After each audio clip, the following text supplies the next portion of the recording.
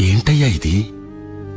ఒక మనిషిని ఆరాధిస్తే ఇంతలా ఆరాధిస్తారా? మీరే అన్నారు కదా సార్, మేమంతా సెంటిమెంటల్ ఫూల్స్ అని. మా తెలుగు ప్రజలు ఎవరి మీద అంత త్వరగా అభిమానం పెంచుకోరు. కానీ ఒక్కసారి పెంచుకుంటే చనిపోయే వరకు వదిలిపెట్టరు. నాకొక్కసారి అతన్ని చూడాలనుంది.